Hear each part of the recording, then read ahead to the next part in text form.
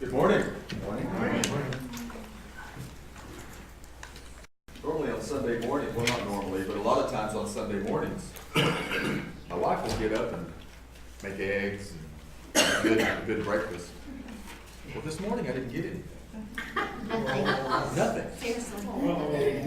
So see, you do feel bad for me. So afterward we're going to be taking up an offering. Bill again? He's going with you. Okay. No, I'm joking. 15 minutes it took him, 15. No, I'm joking.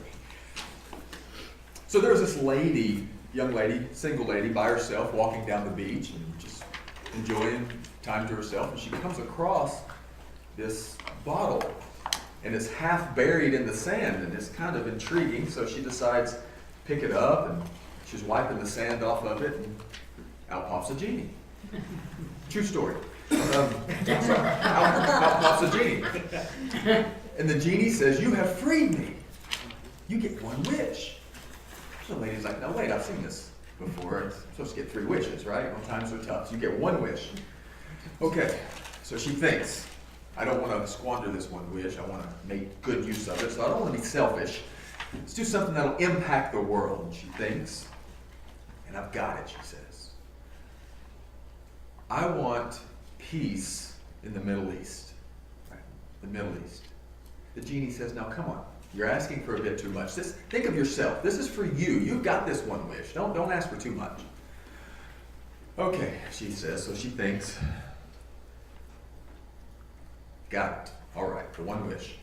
I want a man that will love me unconditionally, that will put me first, that will think of me first, that will serve in a way of loving me, that will have a family with me and protect us and sacrifice for us. That type of man that will love us in that way.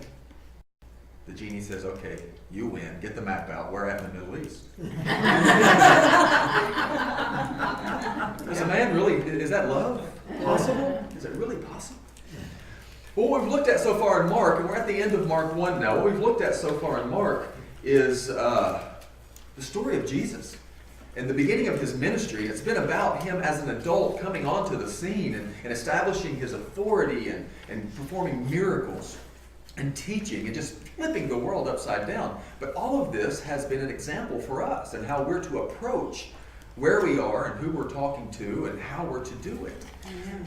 And we've looked at everything that he has set in line for us. Now we're going to look at the core of his ministry. The last few verses of Mark 1, 40 through 45, we're going to look at the love of Christ, the compassion of Christ. And these are powerful verses, and there's so much in them. So I'm going to read these few verses, and then we're going to really just get into the meat of what's behind the scenes here, what's really going on. So again, it's Mark 1, verses 40 through 45. "And the leper came to him, imploring him, and kneeling said to him, 'If you will, you can make me clean.' Moved with pity, he stretched out his hand and touched him and said to him, 'I will, be clean.' And immediately the leprosy left him, and he was made clean. And Jesus sternly charged him, sent him away at once, and said to him, 'See that you say nothing to anyone, but go, show yourself to the priest, and offering for your cleansing what Moses commanded for a proof to them.' But he went out and began to talk freely about it and to spread the news, so that Jesus could no longer openly enter a town, but was out in desolate places, and people were coming to him from every quarter. So the Greek wording here actually sets a picture of Jesus being outside of town. And if we know about the lepers and leprosy, they were outcasts. They were sent out of town. So Jesus now has left where he was within town, and he's out with the outcasts. And this is huge. And I'm going to, for those of you that are maybe unfamiliar, or just to rehash for us that are familiar with it, I'm going to turn back to Leviticus 13 just for a moment. Leviticus 13, because this whole chapter is about dealing with leprosy. And leprosy came in all sorts forms of ailments. There were any sort of skin ailment was considered leprosy at this time. So in chapter 13, they really go through in Leviticus explaining how the priests are to deal with this.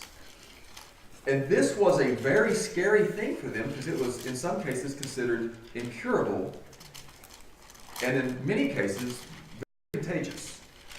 So they would go through trying to figure out what's going on with what they considered a leper, and he would be quarantined, let's say. They would check him again. There was many stages to go through, but once it got to a point where the skin was so raw and was spreading, then they would be considered an outcast at that point.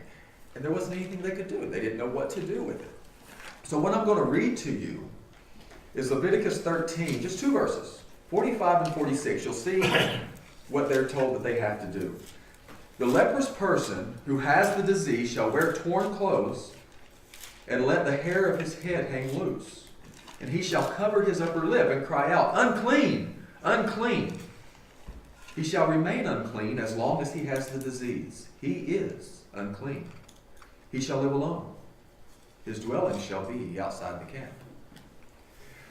So not only did he have to go outside the camp, he had to prepare himself and keep himself in a way that was obvious when they saw him what he was. Torn clothes, hair unkept, just let loose. And if you started to come near him without knowing, he had to yell out, unclean, and cover his mouth, cover his lip. Basically, he's saying, don't come near me. I'm unclean. And this is contagious. This is scary. But no matter what the heart of this person was like and who he was inside, he was an outcast because of something he wished he could get rid of. So while I'm studying this, I'm thinking, man, how would today's America or today's society react if this was a law today? If we made anyone an outcast? I mean, can you imagine the riots that would happen or the storm on social media that would be going on about saying somebody's an outcast for any reason at all? And of course, the ministry of Jesus is all applicable to us. He set an example on ways to do things. And I'm thinking, who are the outcasts? Who's unclean in our eyes? Now, if we ask the world, if we ask America as a whole, who are the outcasts, who's unclean? No one is. Everyone's equal. Everyone has the same rights. But as Christians, as believers, who are we to reach out to? Who are we to go, as Jesus did, outside of our comfort zone and reach out to? I joked with Mark the other day about being outside his comfort zone. He said it's called comfort zone for a reason. We're comfortable. But who are we to go outside of that, be uncomfortable, and reach out to? And I really started thinking, really, in our culture, in their eyes, no one is. So is there an explanation on how we should view society on what's considered unclean or who's the outcast? Are we the outcast at this point? In their eyes, are we? Are we the outcast in our eyes? Should we be? So here's where I'm going to spend a lot of today. Romans chapter 1. Now this chapter is used a lot when speaking of homosexuality, because it really breaks it open and says what it is and how unnatural it is. But there's a lot more to this chapter than just that. And I really want to look at it. I want to read through it and look at it and apply it to what we just read in Mark. And what our vision and our view should be of the culture we're in and our ministry. And I'm going to start with verse 24. And we're going to slowly read it. We're going to hit points here on what's being said. So Romans 1, and I'm going to start with verse 24. Now I use the ESV. The blue Bibles in the pews, if you want to follow along, they're Holman. It's a very good translation as well. The wording may be a little different, but follow along with me. Therefore God gave them up in the lust of their hearts to impurity, to the dishonoring of their bodies among themselves. That was verse 24. Because they exchanged the truth about God for a lie and worshipped and served the creature rather than the Creator, who is blessed forever. Amen. The creature here, this is ourself. Who is the Creator? God. Who are the creature? Who's the created? We are. So it's obvious who we worship. Who do we worship? We worship ourselves. What is our driving factor for what we do? To please ourselves, right? I mean, what makes us happy?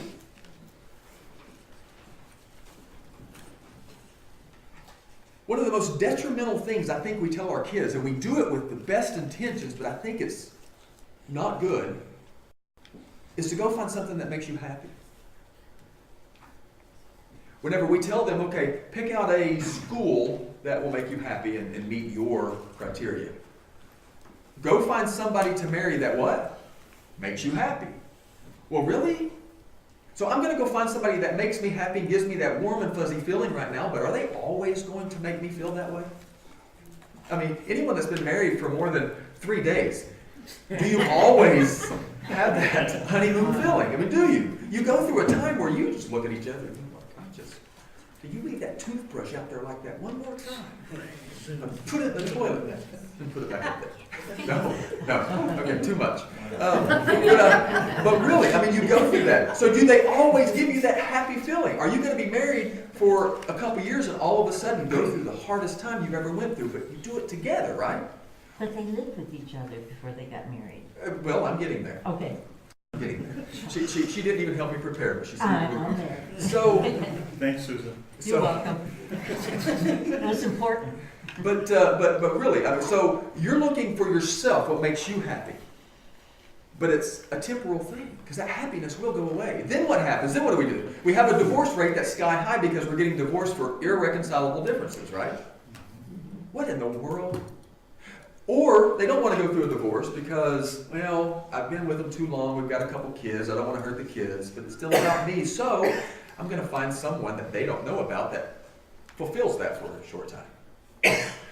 So whenever you don't have Christ in your life, when you're not completely saturated with Christ and the Holy Spirit, what do? You've got this big gap that you keep trying to fill. So you, let's say, reach out to drugs, and you fill that gap just for a moment, but what about tomorrow? You got to fill it again. There's a big hole there.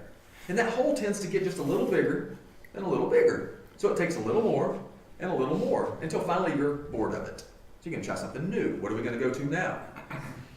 So when we go out on dates anymore, what do we expect? I mean, what does culture smile on? When you go out on a date, you pretty much, you expect, well, if the date goes well at the end of the night, I don't know how it's going to go, right? Hopefully, we both enjoy each other and see each other again. But if not, we'll call it a one night whatever. And I'm not going to go too far. We have kids in here. But that's expected. We brag about this in our workplace, right? It's normal. Because we're making ourselves happy. But it's temporal. These temporary things are here for just a moment, go away, and then you got to find something else to fill that gap that's being left. So this is what we're talking about when we say we worship the creature, the created, rather than the creator. Because when he is there, he permanently fills that gap. Jesus said, I'm going to give you a living water that will cause you to never thirst again. Amen. It's eternal. It's permanent. And I just got started. Yeah. Verse 26, for this reason God gave them up to dishonorable passions, for their women exchanged natural relations for those that are contrary to nature, and the men likewise gave up natural relations with women, and were consumed with passion for one another, men committing shameless acts with men and receiving in themselves the due penalty for their error. It's not just trying to make myself happy. Now, I like the way I look, so that's what I want to be with.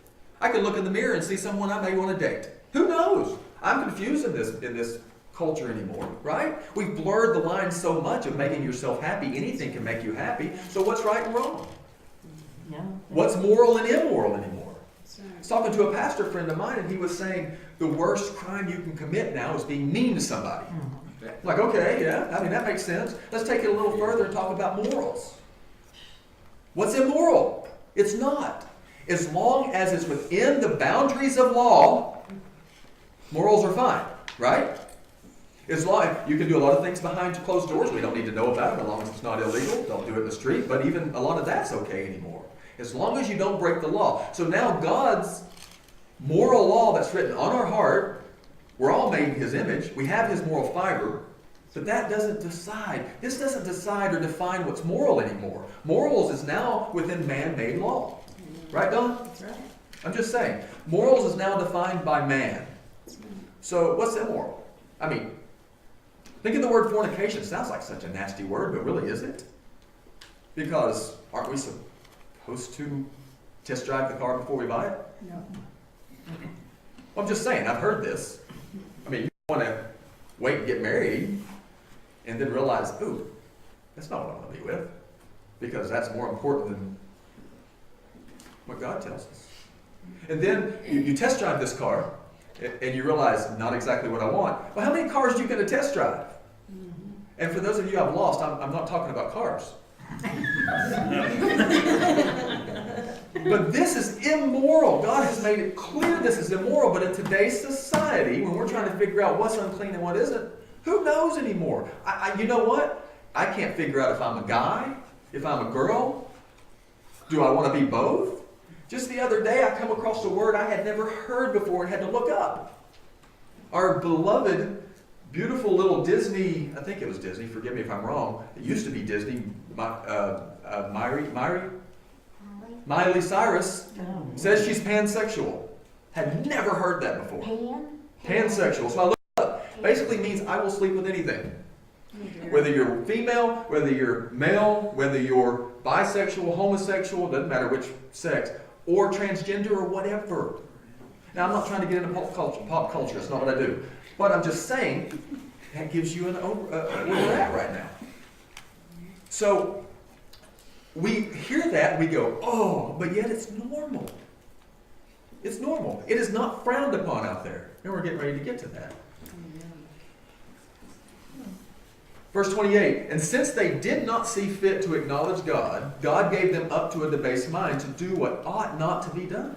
They were filled with all manner of unrighteousness, evil, covetousness, malice. They are full of envy, murder, strife, deceit, maliciousness. They are gossips, slanderers, haters of God, insolent, haughty, boastful, inventors of evil. They've done so much evil they have to invent something now.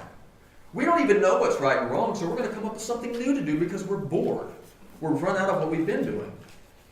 Because they're pleasing themselves. Disobedient to parents, foolish, faithless, heartless, ruthless. Though they know God's righteous decree that those who practice such things deserve to die, they not only do them, but give approval to those who practice them. I mean, they've come up with all kinds of things. And again, I wanted to point out, Romans 1 isn't just about homosexuality. All of these sins are listed. That's right. Now, it's not just being a sinner. We're all sinners, okay? Every one of us can think of something in the past we've done. Maybe something you're struggling with now. Struggle's the optimal word there. You're not practicing. All right? We like to sit within our pretty little glass house and say homosexuality is horrible. Absolutely is. It's a sin, like a lot of the sins. But are they trying to get out of that sin, or are they practicing it? All of these things mentioned are about living that lifestyle. So if someone is out there just sleeping with someone, whether they're in love or not, they decide to move in together, live together to see how it goes before they actually decide to get married, they're just as guilty as everything else mentioned here because they're living in that sin. Amen. So that's what we see in verse 32 when it says, though they know God's righteous decree that those who practice such things, deserve to die. They not only do them, but give approval to those who practice them. Do we get approval for what we do? Is it like, yeah, go get some more? Or is it, you shouldn't be doing that? Whenever we sit in here, are we saying, that's right, that's right. Then we go out there with our friend that's not a Christian, but we don't want to make them feel bad or make it look like we're judging them. So we say, oh yeah, I got you. Are we so afraid that they're going to look at us and say, they're the outcast, they're judging? I got news for them. I'm not judging them. They've already been judged. Amen. God's done the judging already. He said, here it is, black and white. You do it, you're guilty. Amen.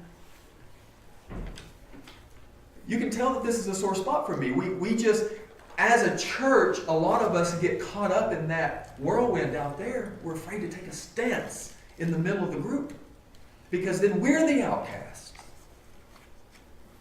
And whether we realize it or not, or even they realize it or not, they want us to talk to them.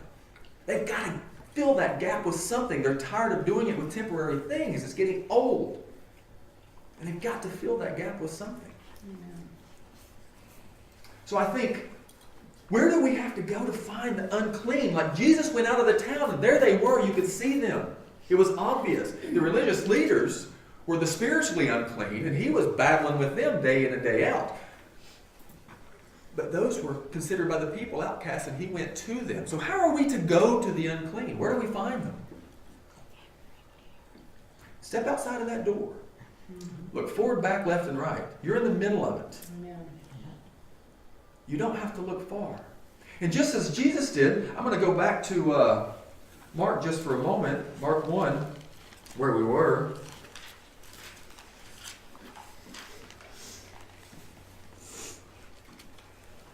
The leper says, if you will, you can make me clean. And moved with pity, he stretched out his hand and touched him. He touched him. You can't touch a leper. You can't get near a leper. They're yelling at you saying, get away. But Jesus has already just ignored that. He's walked out to them. He's amongst them. And I'm sure it's not the only one. They're a community, or not a whole community, but there's more than just one that's been outcast. And some are probably shying away. Well, this one's fallen on his knees in front of them. Jesus doesn't even say a word at first. Just reaches out and touches them. How amazing is that? And these people standing out there are wanting you to come to them and touch them. And they're going to say, get away. What are you doing? Who are you to judge me? Who are you? I'm fine. I'm happy. Well, that's what their mouth says. In their heart, they want you to continue to go to them. Reach out and touch them. Amen. And they consider us the outcast, but however, we're in the kingdom of God, which is an advancing kingdom. Yeah. And whether they realize it or not, and they don't, they're the outcast. They're so wrapped up in this dark world they're living in, they don't see it because it's their everyday life. I was thinking of this. I better put this back on if I'm going to ask this question. How many in here wear glasses? Ever worn glasses? Contacts? All right, 99% of the people raise their hand. I don't know if you remember it or not, but I was in 6th grade when I first got my glasses. I remember sitting there. I couldn't see in school, and I was having to go from the back. I was always in the back of the classroom at that desk by myself because I talked to everyone. Hey, so I got put back there. So, and literally the teacher said I would talk to the wall, and I'm not making that up to be funny. It's so sad. So anyway, I would have to go halfway. I would have to go halfway up to see the chalkboard. Yeah, chalkboard. Kids, that's. One of these days we'll tell you what that is. So I would have to go halfway up and write down what was up there because I couldn't see. But to me, that was normal. In my mind, I'm just too far away. I got to learn to stop talking so I can get back up with the group. And I remember sitting there and the optometrist saying, okay, now stop. This was in a mall. It was in whatever the store was in the mall. We were near the exit doors. He said, look out there across the parking lot. You see those trees? Well, I did. I saw the greenness. and I'm thinking, okay, that's right, I can see the trees. So I turn back around. He's like, now put these on.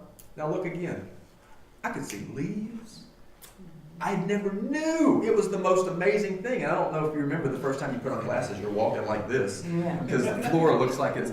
I will never forget that. I will never forget the new world I lived in.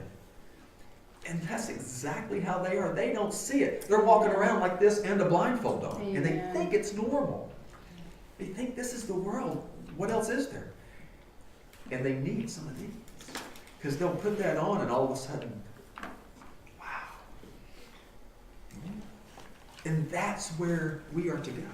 That's the unclean. That's where they are. They're all around us. It's the most awesome thing to realize that God has set an example through Jesus and said, you're in that. Amen. And now I've told you, reach out like I have. And we're to have compassion. Okay? Compassion. We're not to feel sorry for them. We're not to have sympathy and say, yeah, man, what he's going through is rough. Or to have empathy and say, I was there once. I was there once and I got you. I understand. We're to have compassion. We're to reach out and do something. Little author unknown here, a little quick thing I come across I really like. Sympathy says, I feel bad that you're hungry. Empathy says, I know something about how you feel. I was hungry once myself. But compassion says, friend, let's go get something to eat. Sympathy and empathy don't require us to do anything, but compassion will cause us to touch, lift, feed, and help those in need, just as Jesus did with the leper. Jesus didn't go out there. Now, with the unclean spirit, he told, get out. I mean, my voice is enough authority. But he broke those boundaries with the ones he shouldn't have, according to the eyes there. And he goes up to the leper and he says, you've been outcast. You don't have anyone get within 100 yards of you other than other lepers. But I'm going to touch you. And you're not contagious to me. You're not going to overcome me. My light is going to heal you. Amen. If there's any darkness, that light's always going to shine through it. Darkness doesn't overcome the light.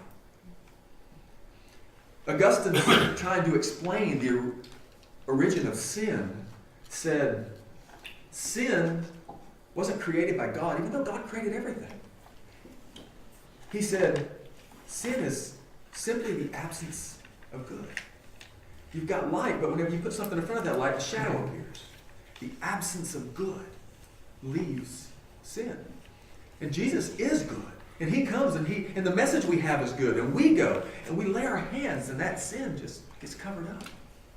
And if they see that in who we are and how we talk, that sin is just going to get covered up with that light.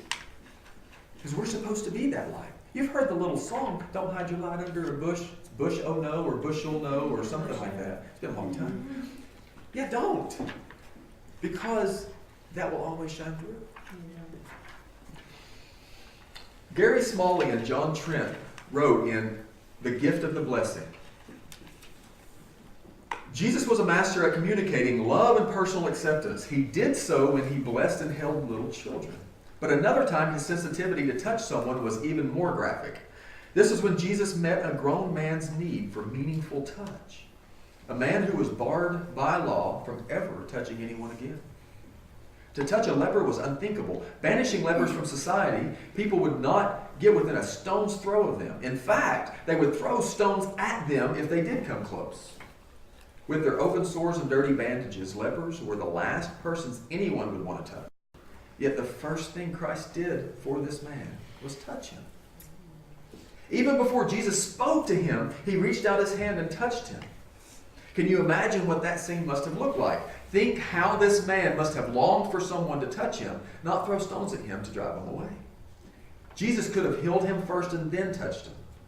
But recognizing his deepest need, Jesus stretched out his hand even before he spoke words of physical and spiritual healing. Jesus knows. And he's made it obvious to us. And we're all in the exact same, or were at one point in the exact same place the leper was in. You weren't born saved. Okay? You were not born saved. You were born into sin. And you struggled. You're in a world that was horrible. I'm sure many of you have a testimony. You can think back and go, let me tell you what. But God saved me. Why? How? Did I have to run to him, or did he come to me? Too many beliefs think that we do everything. That we actually have to go find him, we have to search for him, and then we have to accept him. When in all actuality, he has done everything. He initiated creation. He initiated the love that we don't deserve. He initiated the sacrifice that he gave. Amen. And he went out to us because we're in the darkness. Amen.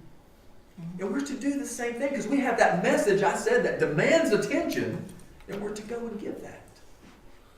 And I'm studying back there and I'm thinking of my past.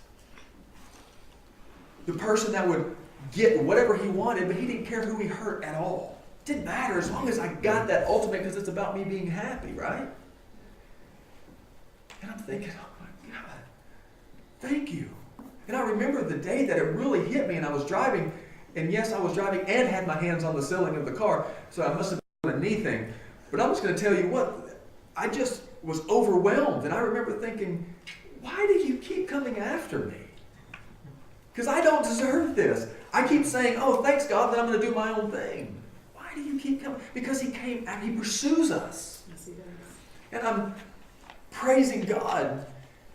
And I'm studying in there the other day on this, and just out of nowhere, you're just great. How great thou art. And I was thinking, oh, I got to look up the words to this song, and I'm going to share with you before we finish a couple of the words to the song.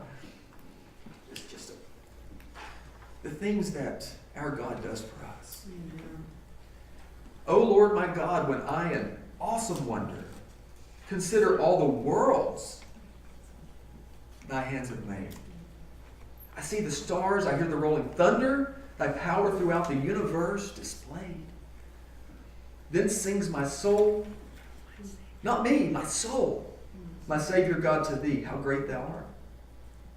Verse 3.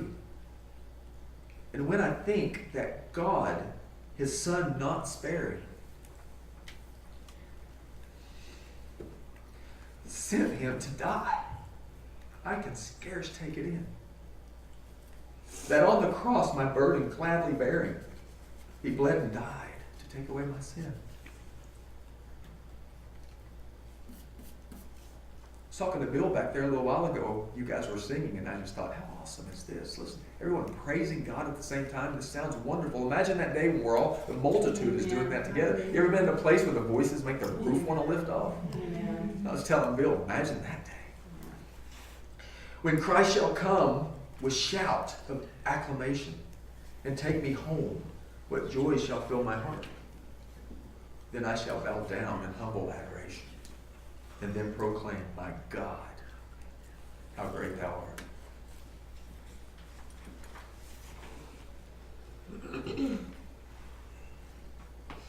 I fear that any other word I add to this is just going to bring or take away from it. So we're going to end on that. We're to go out just as Jesus went out to the leper, just as he went out to us, because that's who we were. Dear Heavenly Father, oh my God, I thank you so much for pursuing me.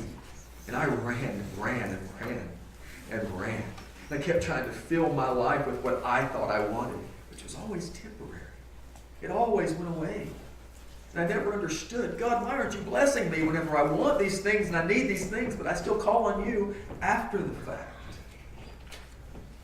And you kept pursuing me, showing me that I needed to get out of my own way and allow you to be in the way so that I could follow you, Lord. And my prayer, my begging, is that in my everyday, you will make your face be seen in everything that I do, and that I'll see the opportunity to reach my hand out to someone, and regardless of their reaction, to say, listen, I've got something to explain. Because we live in a world that's just dark and saturated with confusion, which is in turn evil. No matter how good it may look, Lord, everything apart from you is evil. And if we don't stand on you, we stand on nothing.